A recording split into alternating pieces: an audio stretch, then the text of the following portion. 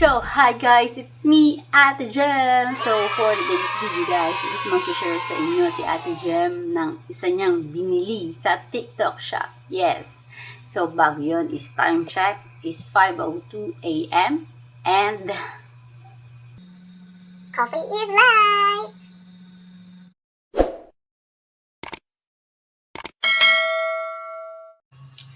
bakit nga ba ako sa TikTok shop bumibili? Kasi meron akong mga hinahabol na mga vouchers. Una, ang free shipping, napakahalaga niyan. Sumunod, ang cashback. Pangatlo, ang discount vouchers. Yan. So, alam niyo na. So, saan ko nga ba ito binili? Binili ko to sa GHS. Kung hahanapin niyo siya sa TikTok, search niyo, Smile. Yun. Smile. May logo siyang emoji na Smile. So, ito na. Papakita na ni Ate Jem. Tadan!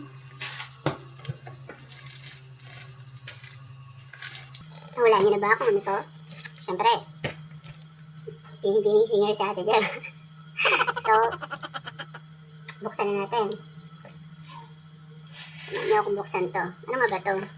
Sabihin naman natin, type GHH Portable Microphone Mic. Long stand with free phone holder. So, check natin ngayon kung kompleto siya. Oh, GHH ha. Siguraduhin yung kompleto talaga to.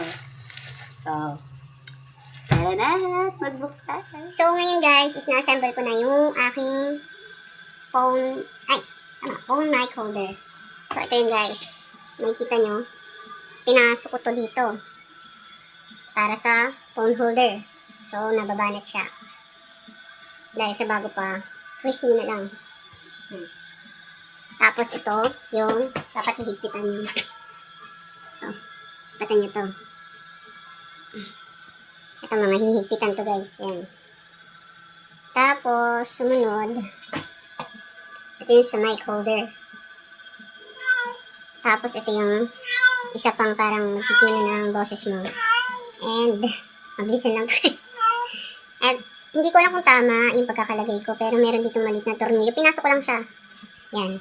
So, yan ang magiging kabuuan ng ating phone mic holder.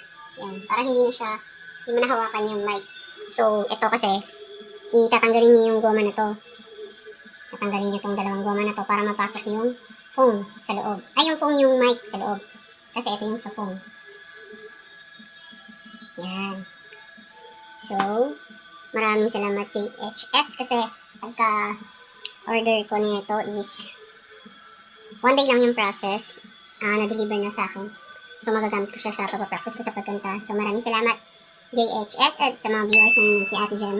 And sana may natutunan po kayo ngayon.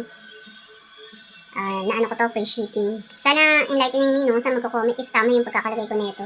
Kasi maluwag yung, yung pagkakalagay ko. Ito po. Hindi ko alam kung tama. So, maraming salamat sa walang sawang panonood kay Ate Jem sa magarang video na pag-upload. So, hanggang dito na lang si Ate Jem. Time check, 5:37 a.m. See you later!